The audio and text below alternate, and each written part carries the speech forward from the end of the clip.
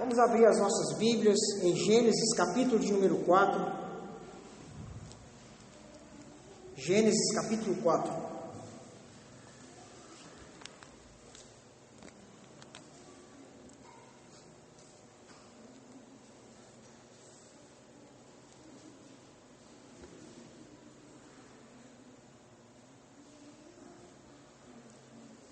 Gênesis, capítulo 4, a partir do versículo 1.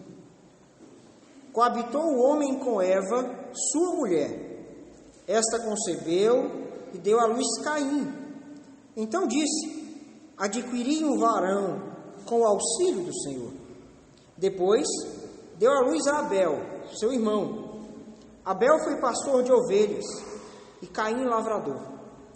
Aconteceu que no fim de uns tempos trouxe Caim do fruto da terra uma oferta ao Senhor. Abel, por sua vez, trouxe das primícias do seu rebanho e da gordura deste. Agradou-se o Senhor de Abel e de sua oferta, ao passo que de Caim e de sua oferta não se agradou. Irou-se, pois, sobremaneira Caim, e descaiu-lhe o semblante. Então lhe disse o Senhor: por que andas irado? E por que descaiu o teu semblante? Se procederes bem, não é certo que serás aceito? Se todavia procederes mal, eis que o pecado jaz à porta. O seu desejo será contra ti, mas a ti cumpre dominá-lo. Disse Caim a Abel, seu irmão: vamos ao campo? Estando eles no campo, sucedeu que, levantando Caim contra Abel, seu irmão, e o matou. Disse o Senhor a Caim: onde está Abel, teu irmão? Ele respondeu: não sei. Acaso sou eu tutor de meu irmão? E disse Deus: que fizeste? A voz do sangue do teu irmão clama da terra a mim. És agora, pois, maldito por sobre a terra, cuja boca se abriu para receber de tuas mãos o sangue de teu irmão. Quando lavrares o solo, não te dará ele a sua força. Serás fugitivo e errante pela terra. Então disse Caim ao Senhor: é tamanho o meu castigo, que já não posso suportá-lo. Eis que hoje me lanças da face da terra, e da tua presença hei de esconder-me. Serei fugitivo e errante pela terra. Quem comigo se encontrar, me matará. O Senhor, porém, lhe disse: assim qualquer que matar Caim será vingado 7 vezes. E pôs o Senhor um sinal em Caim para que o não ferisse de morte, quem quer que o encontrasse. Retirou-se Caim da presença do Senhor e habitou na terra de Nod, ao oriente do Éden. E coabitou Caim com a sua mulher. Ela concebeu e deu à luz a Enoque. Caim edificou uma cidade e lhe chamou Enoque, o nome de seu filho. A Enoque nasceu-lhe Irade. Irade gerou a Meujael. Meujael a Metusael. E Metusael a Lameque. Lameque tomou para si 2 esposas. O nome de uma era Ada, a outra se chamava Zilá. Ada deu à luz a Jabal. Este foi o pai dos que habitam em tendas e possuem gado. O nome do seu irmão era Jubal. Este foi o pai de todos os que tocam harpa e flauta. Zilá, por sua vez, deu à luz a Tubal-Caim, artífice de todo instrumento cortante, de bronze e de ferro. A irmã de Tubal-Caim foi Naamá, e disse Lameque às suas esposas: Ada e Zilá, ouvi-me vós, mulheres de Lameque, escutai o que passo a dizer-vos. Matei um homem porque ele me feriu, e um rapaz porque me pisou. 7 vezes se tomará a vingança de Caim, de Lameque, porém, 70 vezes 7. Tornou Adão a coabitar com sua mulher, e ela deu à luz um filho, a quem pôs o nome de Sete, porque disse ela: Deus me concedeu outro descendente em lugar de Abel, que Caim matou. A Sete nasceu-lhe também um filho, ao qual pôs o nome de Enos. Daí se começou a invocar o nome do Senhor. Vamos orar. Senhor Deus e Pai, estamos diante da Tua poderosa palavra e queremos ouvir dela nesta noite. E por isso te suplicamos a Tua graça, para que o nosso coração, meu Deus, seja preparado para ouvir a instrução que vem da Tua parte. Abençoe esse momento de pregação Dê-me a graça de ser fiel à tua palavra. E a cada irmão que está aqui presente, que cada um seja tocado pela tua verdade. E que as necessidades que vêm em nossas vidas sejam supridas nesta noite. Aquele que precisar de consolo da tua palavra, que ele possa encontrar. Aquele que precisar de correção na tua palavra, que encontre-a também nesta noite. E que haja motivação para vivermos para a tua glória. Eu te pedimos, ó Pai, em nome de nosso Senhor Jesus Cristo. Amém. Amém. Meus irmãos, há poucos dias houve o feriado de carnaval. E vez ou outra uma coisa acontece no carnaval, que é pessoas chacotearem o nome de nosso Senhor Jesus Cristo. Há alguns anos, um bloco de carnaval fez um dos seus carros colocando a imagem de Satanás, né? O carro estava com aquela imagem enorme de Satanás, né? E ali era uma forma de dizer quem é que eles servem de verdade. E eles andam com aqueles tercinhos, com cruz na mão, mas ali é o que eles servem de verdade. E aí, para o azar deles, né, ou mesmo para a glória de Deus, o carro acabou pegando fogo, né? Mas esse ano, de novo, levantaram-se de maneira mais afrontosa ainda. Não sei se vocês viram os noticiários ou assistiram o carnaval, onde em um dos blocos eles colocaram uma encenação, onde Satanás humilhava e chacoteava o nosso Senhor Jesus Cristo. Arrastava Jesus para lá, arrastava Jesus para cá, declarando aquilo que estava dentro do seu coração, que era o quê? O desejo de ver Satanás sendo honrado. E isso tudo é resultado da queda do homem no pecado. Na última semana que eu preguei no capítulo 3 de Gênesis, e nós vimos que o homem caiu em pecado. E em consequência da queda do homem em pecado, duas sementes foram geradas: a semente da mulher e a semente da serpente. Isso está lá no capítulo 3, versículo 16. A semente da mulher seriam aqueles que, de fato, seriam piedosos e viveriam para a honra e glória de Deus.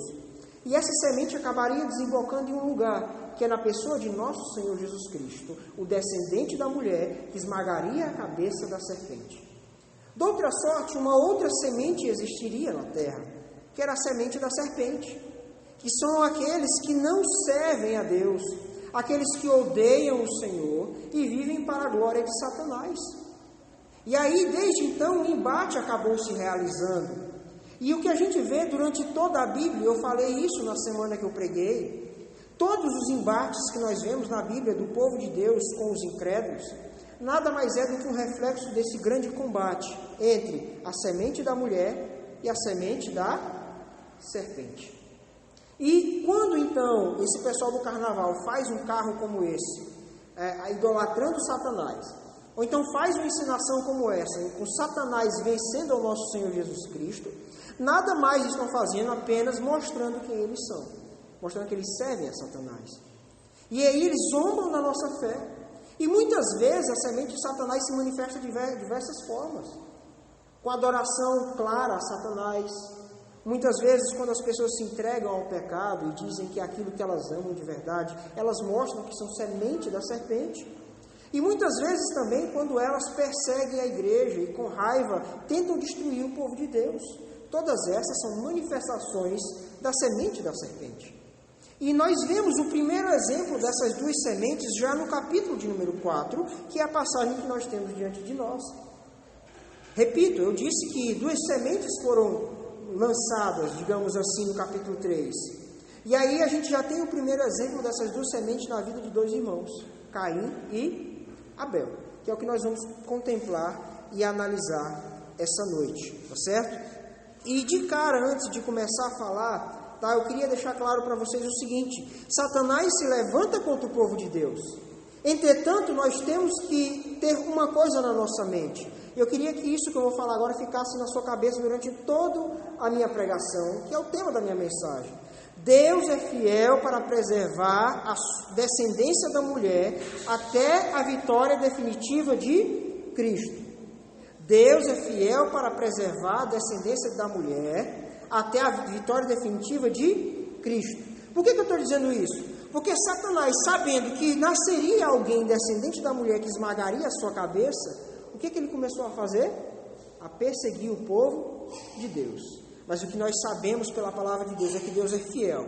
Ainda que o povo de Deus seja perseguido, ainda que o povo de Deus seja assassinado, Deus é fiel para cumprir a sua palavra, de levantar um Salvador e manter-nos fiéis até a vinda de nosso Senhor Jesus Cristo. Não é assim que a gente canta no hino? Guardará, pois, o meu tesouro até o dia final. O nosso Senhor Jesus Cristo é fiel para nos guardar até o dia. Eu sei que eu canto bem, né? Estão vacalhando de mim, né? Mas não importa. Tá certo? Pois bem, vamos para o texto. Primeira parte, o nascimento de Caim e Abel. Versículo de número 1 começa: coabitou o homem com Eva, sua mulher. A palavra coabitar é a palavra que também pode ser traduzida como conhecer. A palavra coabitar, que é usada aqui no original, literalmente significa conhecer. Adão conheceu a sua mulher. Adão teve intimidade com a sua mulher. E a ideia aqui do verbo é diferente dos animais que apenas se relacionam, mas Adão teve uma intimidade com a sua mulher. E dessa intimidade acabou vindo o fruto. E aí o texto continua: esta concebeu e deu à luz a Caim. Então disse: adquiri um varão com o auxílio do Senhor.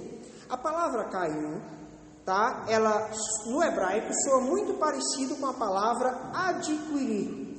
Por que eu estou dizendo isso? Porque ela pegou o nome do filho dela e colocou para soar semelhante com a palavra adquirir. Para que ela fez isso? Porque ela estava reconhecendo que aquele filho era um presente de Deus. Com a graça de Deus, eu tive um filho. E é interessante que a Bíblia diz aqui que é um filho varão. A palavra varão, ela é utilizada para um homem adulto. Adão já foi criado um varão e não uma criança. E a ideia aqui dela usar a palavra varão é porque, na verdade, o que aparentemente está acontecendo é que há já no coração de Eva uma esperança messiânica. Como assim?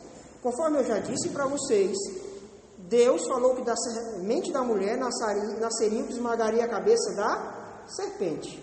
O próprio Adão se alegrou com isso, e eu mostrei para vocês no capítulo de número 3, de modo que Adão e Eva tinham uma esperança, que deles ia nascer alguém, que livraria eles dessa condição triste de pecado na qual eles estavam.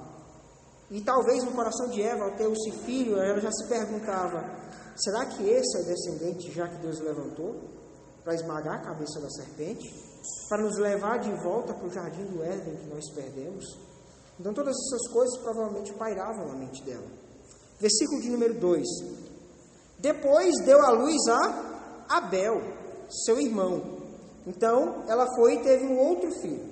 Não se sabe se eles eram gêmeos ou não, o texto não é claro. Algumas pessoas pensam que eles eram irmãos gêmeos. O fato é que Caim era o primogênito e Abel era o segundo. E o primogênito sempre, a esperança da família caía sobre o primogênito. Mas as coisas não serão assim como a gente vai ver. E aí o versículo 2 continua e diz qual era a profissão de cada um deles. Abel foi pastor de ovelhas e Caim lavrador. Tá certo? E agora a gente vai para uma segunda parte, que ele vai falar da adoração de Caim e Abel. A gente encontra isso do versículo 3 até o versículo 7. Vamos ler a partir do versículo 3. Aconteceu que no fim de uns tempos, trouxe Caim do fruto da terra uma oferta ao Senhor. Abel, por sua vez, trouxe das primícias do seu rebanho e da gordura deste. Agradou-se o Senhor de Abel e de sua oferta, ao passo de que de Caim de sua oferta não se agradou. Vejam, cada um deles trouxe uma oferta para Deus. Provavelmente eles aprenderam isso com quem? Com o seu pai Adão. Talvez fosse essa prática que Adão acabou passando para os seus filhos. Então cada um, em forma de culto a Deus, trouxe algo para o Senhor. Cada um trouxe algo relacionado ao seu próprio trabalho. Abel, que era um pastor de ovelhas, trouxe então um animal do seu rebanho. E Caim, que era um lavrador, trouxe dos frutos da terra que ele tinha plantado. Entretanto, tem um problema aqui. A Bíblia diz que Deus se agradou da oferta de Abel, mas não se agradou da oferta de Caim. Muita discussão teológica há sobre o motivo pelo qual Deus acabou rejeitando a oferta de Caim. Alguns acreditam que há dois motivos. O primeiro motivo seria o coração dele, que é um coração mau e que não fez isso com fé no seu coração. E o segundo motivo que se levanta é porque eles acham que Caim obrigatoriamente deveria trazer um animal sacrificado a Deus, tá certo? E aí há toda uma argumentação teológica para isso, que eu não vou entrar nesse ponto aqui, mas eu só queria dizer para vocês o seguinte: a julgar pelo contexto da Bíblia e dessa passagem, eu creio que só há um motivo pelo qual Caim foi rejeitado: por falta de fé. De modo que, mesmo que Caim trouxesse um animal sacrificado, mesmo assim ele seria rejeitado, porque a fé faltava dentro do seu coração. Então Deus acabou rejeitando ele, por causa da sua postura de incredulidade. Porque o fator determinante para a aceitação do nosso culto é a nossa fé. Não adianta, você pode trazer o melhor. Se você não fizer com fé, Deus não vai te aceitar. Você pode encher esse gasofilaço de dinheiro. Se você não fizer com fé, Deus não vai ter prazer na sua oferta. E Deus, muitas vezes, Ele criticou o culto mal prestado a Ele. Eu queria dar dois exemplos para vocês. O primeiro está lá em Isaías, capítulo de número 1. Vamos ver o que o Senhor nos diz sobre cultos prestados com incredulidade. Isaías, capítulo de número 1.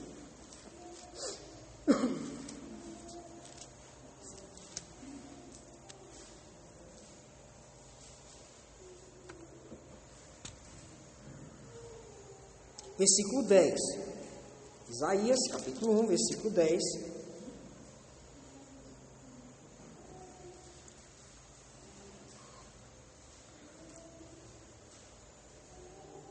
Assim diz a palavra do Senhor: ouvi a palavra do Senhor, vós príncipes de Sodoma, prestai ouvidos à lei do nosso Deus, vós povo de Gomorra.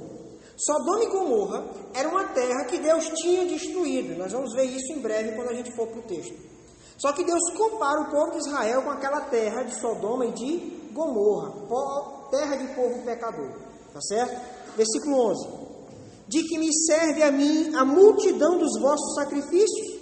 Diz o Senhor: estou farto dos holocaustos de carneiros e da gordura de animais cevados, e não me agrado do sangue de novilhos, nem de cordeiros e nem de bodes. Vejam, eles traziam as ofertas de animais, mas Deus falou: eu não aguento mais ver vocês aqui. Eu não aguento mais ver vocês vindo para o meu culto. E a palavra de Deus continua no verso 12. Quando vindes para comparecer perante mim, quem vos requereu só pisardes nos meus átrios? Deus está dizendo: vocês acham que é só vir para cá? E aí ele vai continuar: vocês continuam pecando, vocês continuam me desobedecendo, vocês continuam desonrando o meu nome, e acham que vir aqui prestar culto a mim vai fazer eu me agradar de vocês. E aí Deus diz no verso 13: não continueis a trazer ofertas vãs, tudo que vocês fazem é em vão. O incenso para mim é o quê? Abominação. E também as festas da lua nova, os sábados e a convocação das congregações, ou seja, o que Deus tinha mandado o povo fazer para ele. Não posso suportar a iniquidade associada ao ajuntamento solene. Ou seja, você pode estar na igreja adorando a Deus e Deus está enfadado com a sua presença. Isso é muito sério, porque foi isso que Caim fez. Ofereceu por oferecer. E às vezes você vem para a igreja e cultua por cultuar. Deixa eu dizer para você, Deus odeia isso. Deus não tem prazer nisso. A não ser que a gente faça com alegria e sinceridade no nosso coração, Deus não vai nos aceitar. É por isso que lá em Malaquias Deus fala: tomara se tivesse alguém que fechasse as portas. Deus disse: eu queria que alguém fechasse as portas do templo. E os homens sacrificavam os animais e separavam as fezes dos animais para jogar fora. Deus falou o seguinte: a minha vontade é pegar essas fezes e jogar na cara de vocês. Deus falou isso. Por quê? Culto mal prestado a Deus. E a pergunta é: o nosso culto tem sido um culto com fé como o de Abel? Ou tem sido um culto prestado nas coxas, eu venho para a igreja na marra, eu venho para a igreja porque eu tenho que vir. Não pense que Deus vai aceitar. Não pense que você está ajudando a igreja com o seu dízimo, com sua oferta, Deus vai ter prazer na sua vida. A não ser que haja fé verdadeira no seu coração, Deus não tem prazer em você. E a palavra de Deus continua. Por gentileza, volte para a palavra do Senhor em Gênesis. Vamos ler a partir da segunda metade do versículo 5.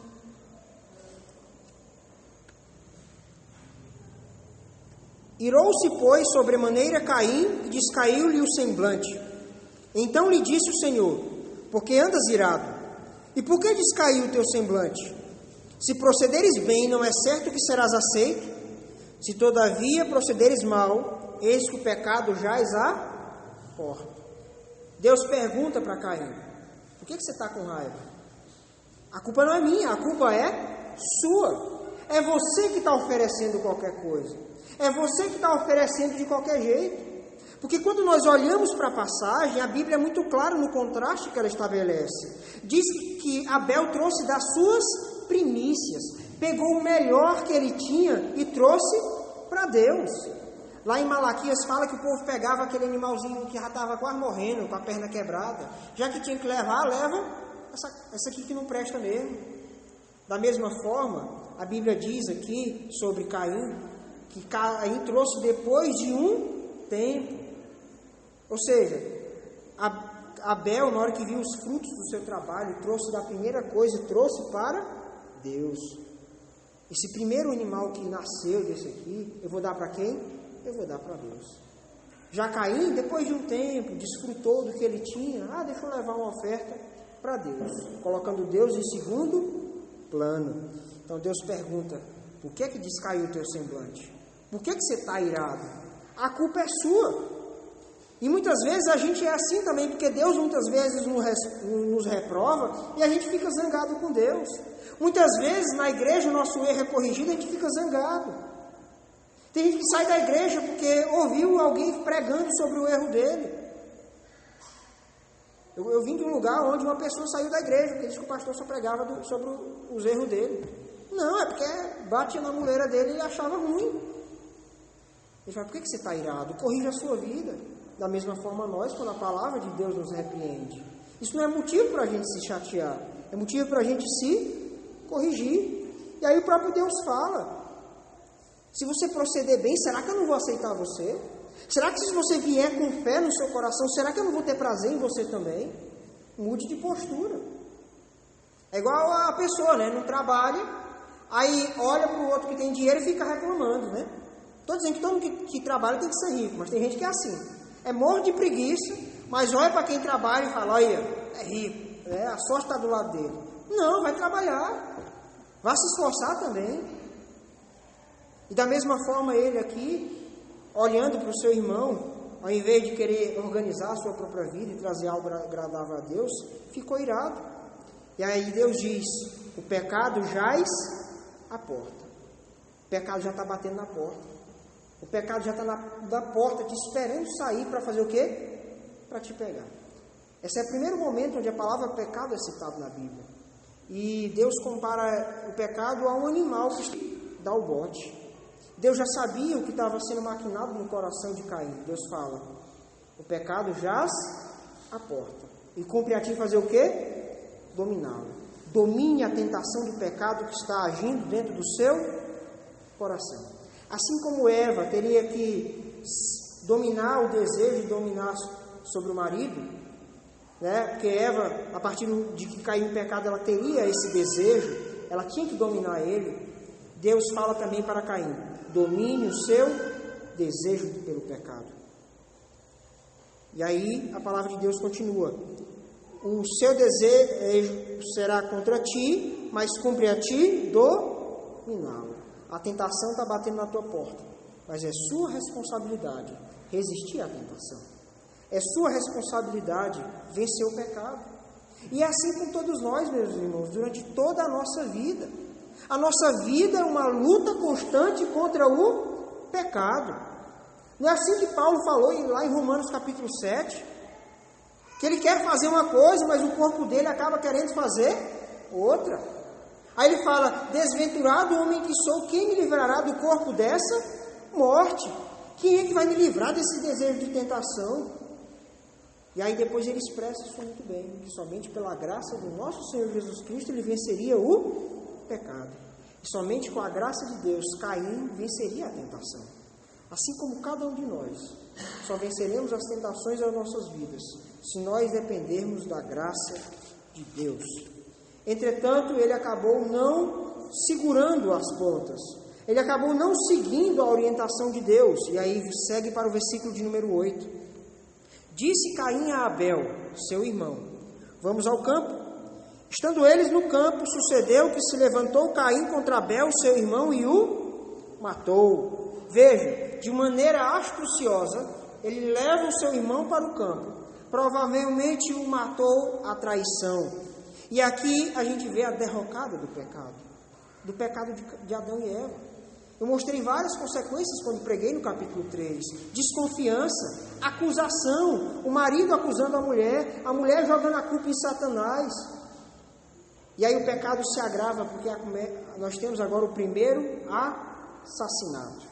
E o que Gênesis vai mostrar do capítulo 3 até a hora do dilúvio, que a gente vai chegar lá, é o pecado se intensificando na terra. E agora nós vemos um irmão matando o outro. Versículo 9. Disse o Senhor a Caim: onde estás, Abel, teu irmão? Ele respondeu: não sei, acaso sou eu tutor de meu irmão? Veja, Deus aqui sabia muito bem o que tinha acontecido. Assim como ele sabia muito bem o que tinha acontecido quando Adão e Eva caiu. Mesmo assim, ele foi atrás de Adão. Mas Deus, quando perguntou para Adão onde ele estava e o que tinha acontecido, ele deu a oportunidade de Adão reconhecer o seu pecado. E Deus aqui também dá a oportunidade para Caim reconhecer o seu pecado. Entretanto, ele mente para Deus e faz ironia: sou acaso eu tutor do meu irmão? Uai, Deus, eu sou babá dele? Eu sou obrigado a saber onde ele está? E aí a palavra de Deus continua, versículo de número 10. E disse Deus: que fizeste? A voz do sangue de teu irmão clama da terra a mim. Não adianta mentir para mim, Deus disse. Você derramou o sangue do teu irmão na terra, e é como se o sangue dele estivesse gritando. Não adianta se esconder de mim. E aqui nós vemos a hostilidade, a semente de Satanás matando a semente da mulher. Por quê? Porque odeia a verdade. Porque Satanás não ama a verdade, e aqueles que não creem em Deus também não amam a verdade. E tem ódio para com aqueles que servem a Deus.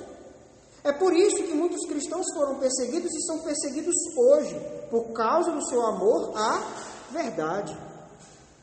E aqui nós temos o primeiro martírio da história. E isso vai acabar se repetindo muitas e muitas vezes. Pessoas tentando matar o povo de Deus. Abra sua Bíblia, por gentileza, em Mateus, capítulo de número 23. Veja o que Deus disse. Mateus, capítulo de número 23, versículo 27.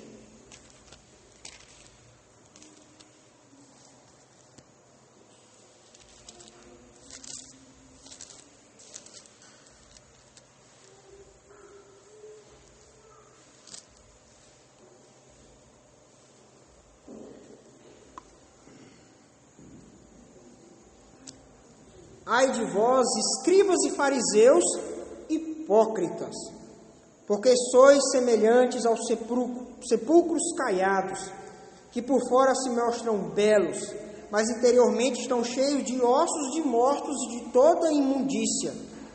Assim também vós exteriormente pareceis justos aos homens, mas por dentro está cheio de hipocrisia e de iniquidade.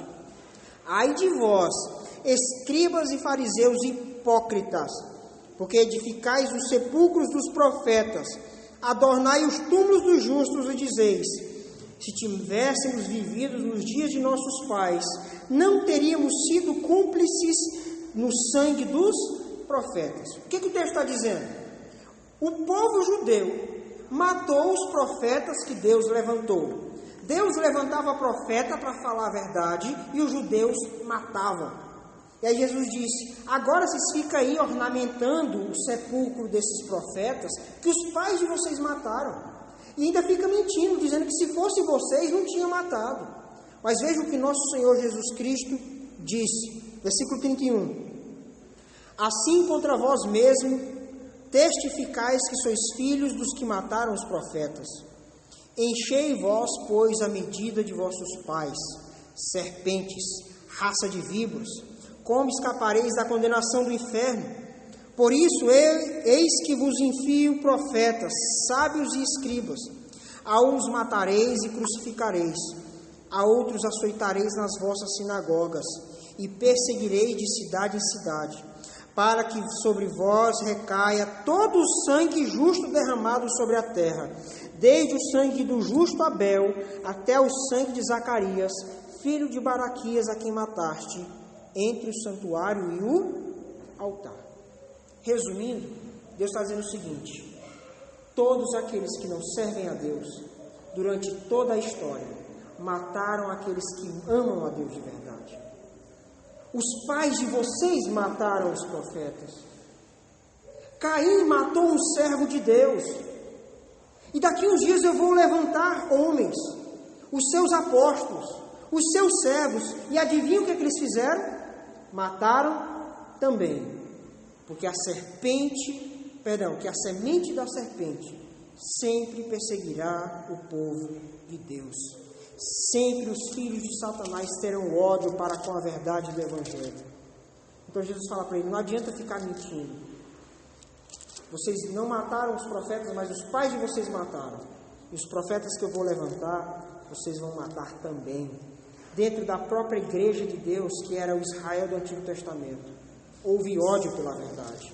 Até hoje, dentro da igreja, pessoas odeiam quando o Evangelho é pregado. Até hoje, dentro da igreja, a gente fica com raiva quando a gente fala de pecado, porque na verdade não conheceram a verdade do Evangelho. Não é à toa que nosso Senhor Jesus Cristo disse, lá em Lucas capítulo 13, 34, vou citar rapidinho para você, que diz assim: Jerusalém, Jerusalém, vejam, a principal cidade do reino de Israel, onde estava o templo do povo de Deus, onde estava a religiosidade mais forte. Jesus disse: Jerusalém, Jerusalém, que mata os profetas e apedreja os que te foram enviados.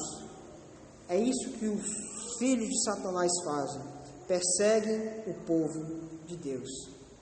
E é por isso que a palavra de Deus deixa claro, lá em 1 Timóteo capítulo 3, versículo 12.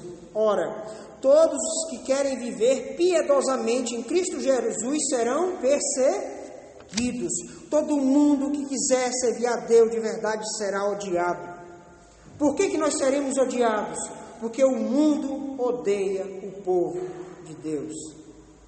Semente de Satanás, servos do diabo.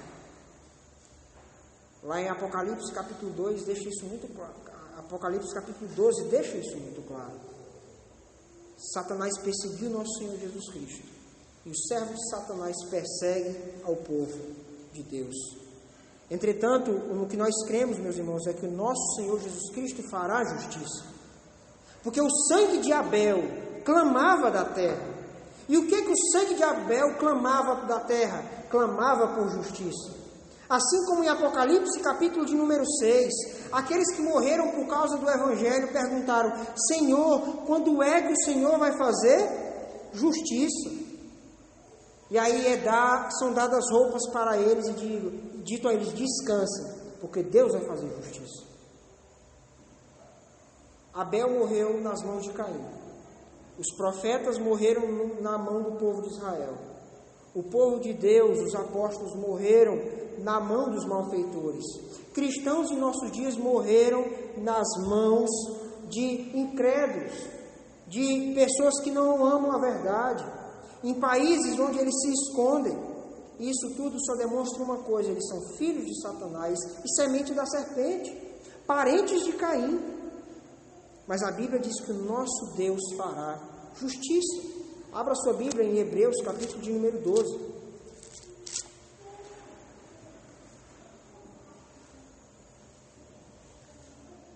Hebreus, capítulo de número 12, versículo 24.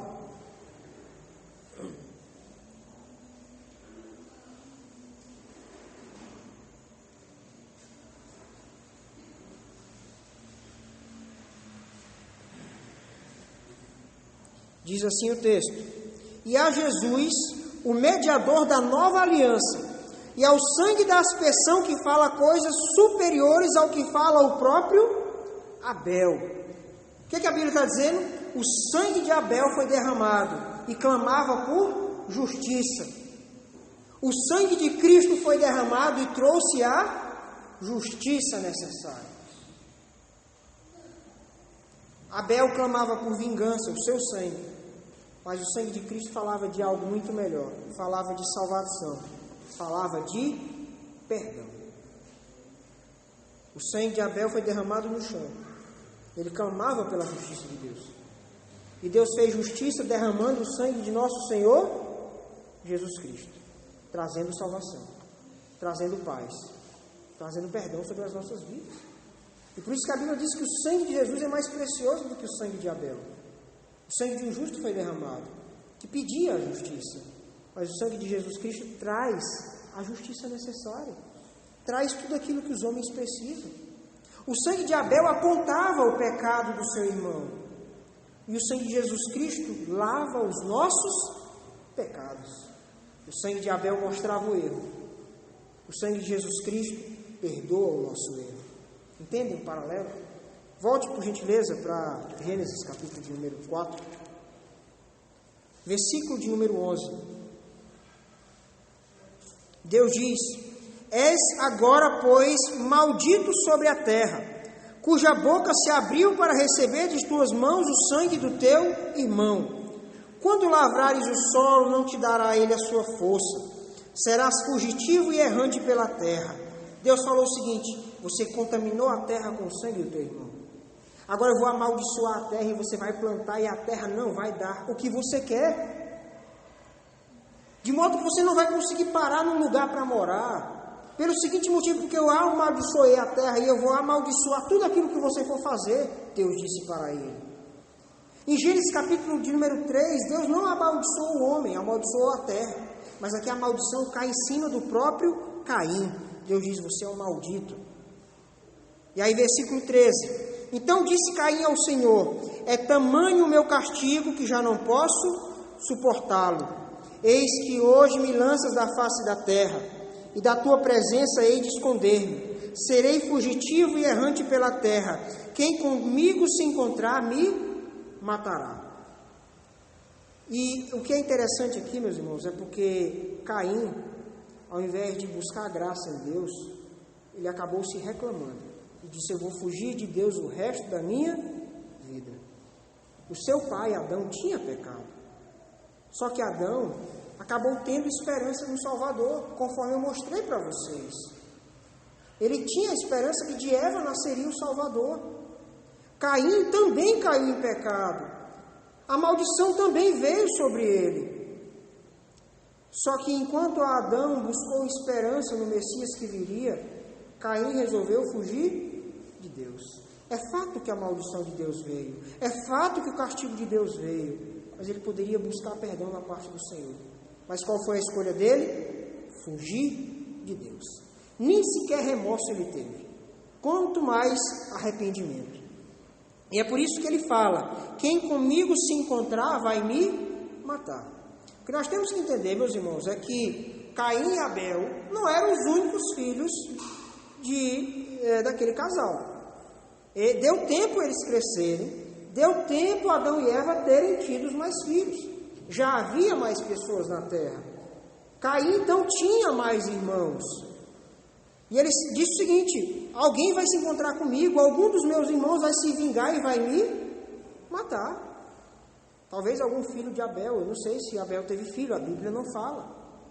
Mas mesmo em meio a tanta dor, a graça de Deus é demonstrada. A gente vê isso aqui no versículo 15.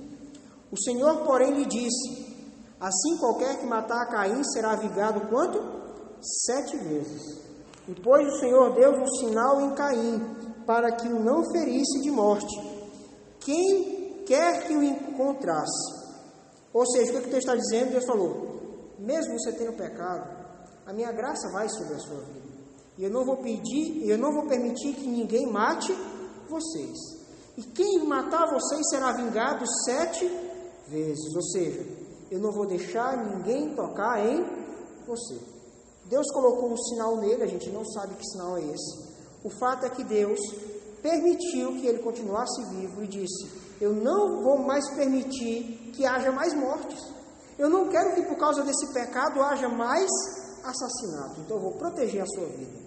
Veja, um homem que pecou, um homem que não buscou graça na presença de Deus, mas mesmo assim encontrou graça da presença do Senhor para que ele não fosse assassinado. E aí o texto continua. Retirou-se Caim da presença do Senhor e habitou na terra de Nod, ao oriente do Éden. Versículo 17. E coabitou Caim com a sua mulher, e ela concebeu e deu à luz. Veja, Deus deu graça para que ele não fosse assassinado, deu graça para que ele tivesse uma família. Aí o texto continua. A Enoque nasceu-lhe Irade, Irade gerou a Meujael, Meujael a Metusael, Metusael a Lameque. Então Deus abençoou para que ele tivesse mais e mais família. No versículo 17 até diz que ele edificou uma cidade, mas tinha um problema. O nome Enoque significa iniciação. E a Bíblia diz que ele acabou estabelecendo uma cidade para ele. A ordem de Deus é que os homens se espalhassem por toda a terra. E eu vou mostrar a consequência disso quando eu pregar sobre a Torre de Babel para vocês.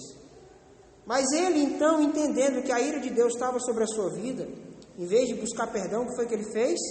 Construiu uma cidade para proteger a ele próprio. A palavra cidade aqui traz a ideia de uma cidade cercada por muros e protegida. Dizendo, eu mesmo farei a minha própria proteção.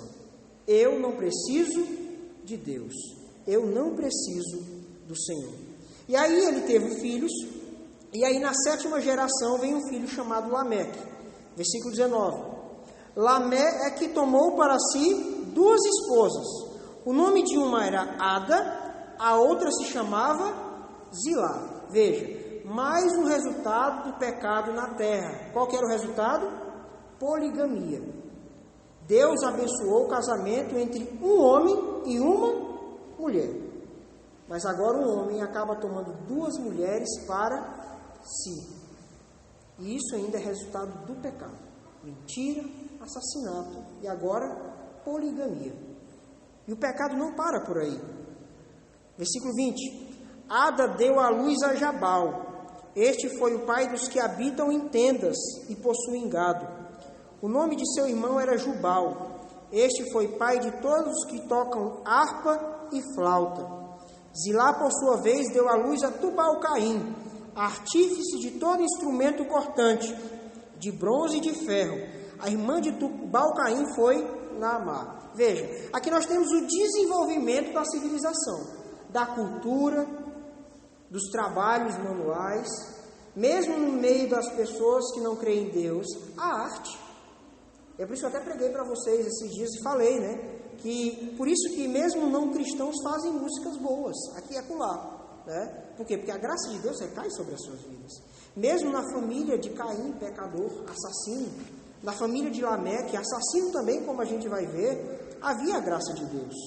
Isso tem mais implicações que eu vou mostrar daqui a pouco. Versículo 23. E disse Lameque às suas esposas, Ada e Zilá: ouvi-me, vós, mulheres de Lameque, escutai o que passo a dizer-vos. Matei um homem porque ele me feriu, e um rapaz porque me pisou. 7 vezes se tomará vingança de Caim de Lameque. De Caim. De Lameque, porém, 70 vezes 7. Veja, ele está dizendo para suas mulheres. O cara só me feriu, já fiz, foi matar. O outro só me pisou, o que foi que eu fiz? Matei. E aí ele diz, Deus falou que se alguém matasse Caim, seria vingado 7 vezes. Aí ele mesmo fala, quem me matar será vingado 70 vezes. O que ele está dizendo? Ninguém vai tocar em mim. Eu não permito que ninguém me toque. Vem a arrogância desse homem. Caim foi protegido por Deus para que ninguém o assassinasse. E aí Lameque fala, se ninguém matou Caim, imagine a mim. Como se ele se achasse melhor do que qualquer pessoa. E ele fala, eu piso em todo mundo que me pisar. Eu mato quem me afrontar. E ninguém vai tocar em mim. E não é assim que as pessoas incrédulas vivem hoje nesse mundo, meus irmãos. As pessoas vivem confiadas em si mesmos, sem a proteção de Deus. Eu não preciso de Deus. Deus para quê? Eu já dei um exemplo aqui certa vez, de um homem que foi evangelizar no supermercado lá em Araguaína, e o dono do supermercado pegou um saco de dinheiro e colocou em cima da mesa e falou: esse é o meu Deus. É isso aqui que me sustenta, eu não preciso de Deus. E Lameque é o primeiro exemplo de alguém assim, que quer viver sem Deus no mundo, trazendo a sua própria proteção. Versículo 25. Tornou Adão a coabitar com a sua mulher, e ela deu à luz um filho, a quem pôs o nome de Sete, porque disse ela: Deus me concedeu outro descendente no lugar de Abel, que Caim matou. Veja, Caim era da descendência de Satanás. Abel era um crente de verdade, então era descendência da mulher. Usado por Satanás, Caim matou o seu irmão, mas Eva se alegra, porque ela tem um outro filho que se chama Sete. E aí ela fala: Caim matou um, mas Deus me deu outro. Lembra do que eu falei ainda agora para vocês no começo da minha pregação? Que Deus preserva o seu povo, Deus preserva a sua descendência. Satanás usou Caim e ele matou o seu irmão. Ali não era só uma briga de irmãos, era a ação de Satanás para derrotar o descendente da mulher que nasceria, esmagaria a cabeça dele. Mas Eva tem um novo filho e fala: Deus me deu outro filho no lugar daquele que Caim matou. E aí o versículo 26 termina: a Sete nasceu-lhe também um filho, ao qual pôs o nome de Enos. Daí se começou a invocar o nome do Senhor. Ou seja, nunca vai faltar na terra pessoas que amam a Deus de verdade. Satanás tentou acabar com o povo de Deus e nunca conseguiu, porque Deus é fiel para preservar a descendência da mulher. Satanás matava um, Deus levantava outro. Satanás matava um e Deus levantava outro. Porque por mais que Satanás tentasse, era impossível derrotar a Deus. E era impossível. E é interessante que da família de Lameque começou a cultura a crescer. Mas a partir da família de Sete, a adoração de Deus floresceu. E o que a gente aprende